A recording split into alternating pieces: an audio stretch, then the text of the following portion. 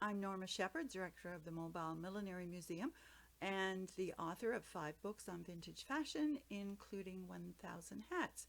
We've been traveling with hats for over 20 years, and the pandemic slowed us down a little bit, but that's given us time to go into the archives and do a lot more, a lot more of everything that we need to do down there.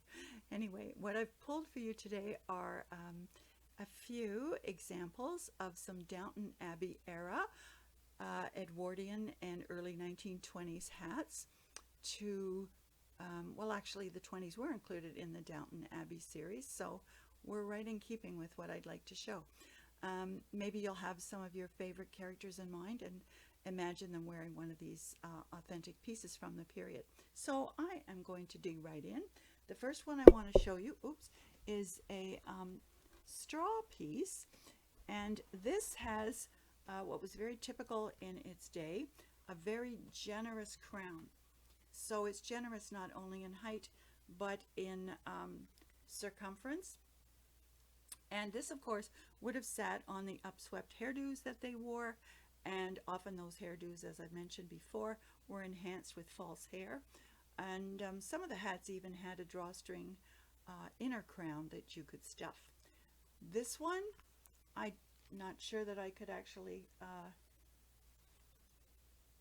wear it for you because I will get lost in this. As I say, it has the very high crown, and we'll just leave it at that and look at the trims. This hat obviously would have required, I'm just going to tilt this better, a hat pin to secure it, and very likely a long hat pin. That hat pin would go through the crown, through the false hair, out the other side, and then you'd have a nice secure fit. Beautiful plum color ostrich feather in contrast with the navy. The straw itself is navy, even though it might look like it's black on camera. The band is grosgrain in a dark navy, and the flowers are fabric and quite beautifully colored. Sometimes you may be tempted, if you find an old hat with flowers that are crushed, to give them a steaming or stiffen them, but actually in Victorian and Edwardian times, often the flowers were pressed flat. That was the way they liked them to appear. So that's a hat very typical of the Edwardian era for someone with some means. This would have been a fairly pricey hat. The original owner could have kept the hat for several seasons.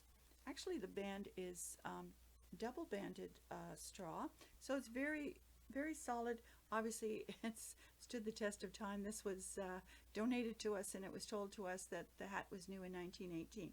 So it is over 100 years old, still could be easily worn today. And the original owner may have been able to change the trims according to what she had planned to wear. Now, another style that you may recognize from the Downton Abbey series is this, once again, very generous crown.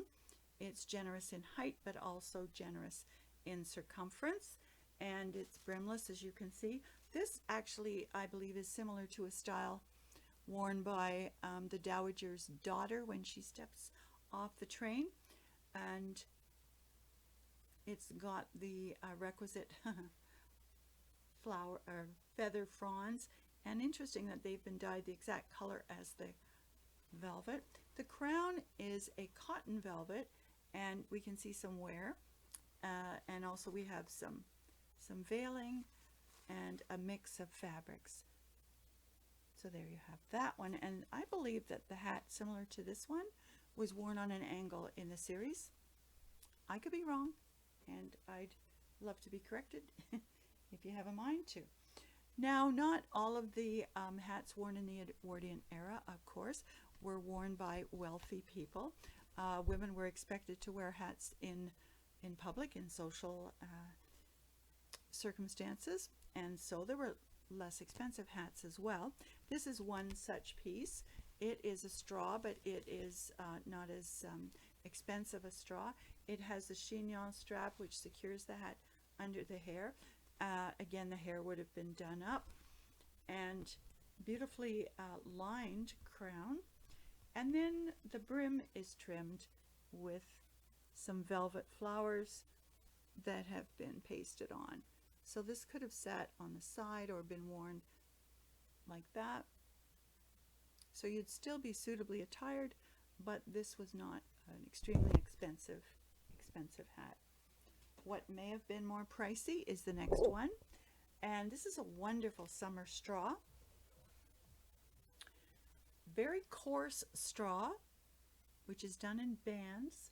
The crown is lined, and on the exterior it's trimmed with some velvet leaves, and we have this beautiful maroon velvet band that matches the trimming on the brim, and the brim is wired. It's the center back is very narrow compared to the extent of the brim in front, and this would have sat again on upswept hair, but it would have been tilted to the side so that you could see this wonderful under brim and the contrast with the velvet. It's interesting that the ribbon crosses here in the front. If you think of more typical hats banded in ribbon later on in the century, you would think that this would be crossed in the center back, but that's not the case here. The original owner may have put a hat pin here. This would have required a hat pin to be secured, or maybe even some flowers would have been added, but it's just lovely the way it is, and it's a lovely summer straw.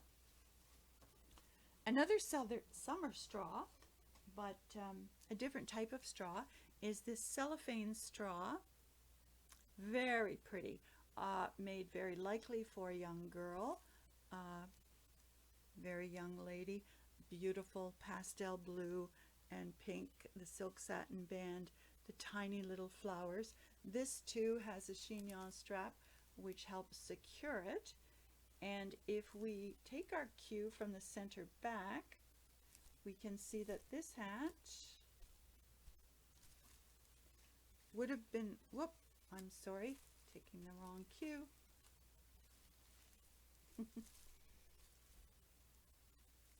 Okay, I'm just trying to tuck the chignon strap in there. Okay, so it would have been worn like this. So you have this wonderful under brimming, contrasting pink satin ribbon on the under brim, and then you have decoration, of course, on the upper brim. So that was quite a typical style as well. Very, very youthful. Now, yet again, another type of straw. It's not really straw. It's horsehair, and milliners in Victorian and Edwardian times did actually use the actual hair of horses, the mane and the tail, and that would be strengthened with cotton or linen threads to give it some body. It made for a very nice, lightweight, cool hat in the days long before air conditioning. And later on, probably as early as the 20s, they were using synthetic horsehair straw, they called it, for hats. Beautifully banded with these circles of black straw, and it has the requisite tuft of flowers or feathers. Now this would have sat straight on, and again, think of the upswept hair.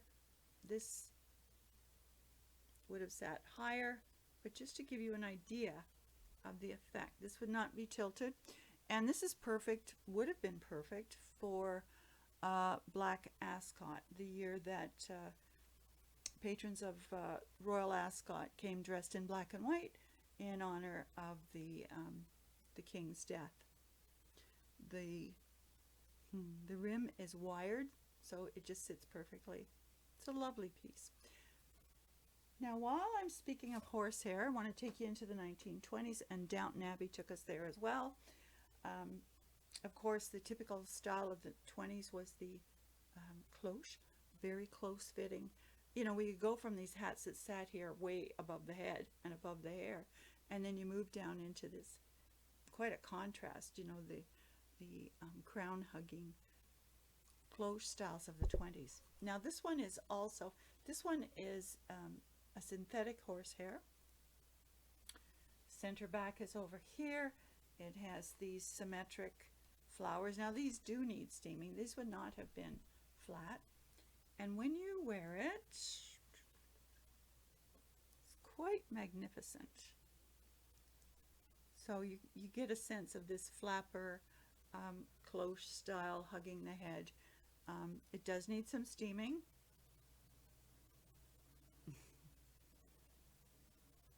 But that's quite a magnificent piece. Now, if we really want to get fancy, I'm going to show you one more.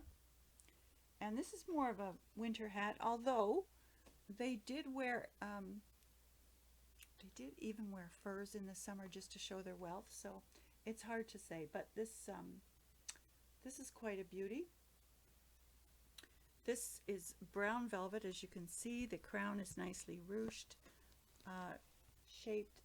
The inner crown is satin, and the underbrim is also this luscious brown velvet.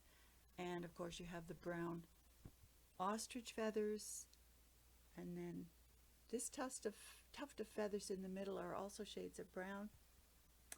Now this is a Gainsborough style, which would have sat thusly, would have required a hat pin, and I'm just going to pull it out a bit so you see that actually it would have sat very high, and the hat pin would go through the crown, through the false hair, and out the other side, and give you this quite wonderful look. So that's just a small selection of Downton Abbey era hats, and I'll show you one more thing. This is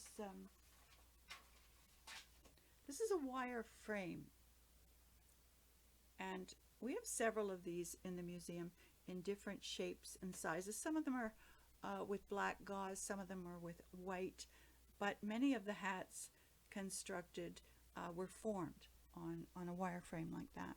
So thank you for watching. If you're interested in other topics, please advise me in the comments. I'd be happy also to know of your favorite characters from Downton Abbey, and whether any of these hats resemble something you think one of your favorite characters might have worn. So I just wish you all a hatty evening, and please hit like, subscribe, share if you have a mind to, and we will see you next time. I post on Mondays and Thursdays.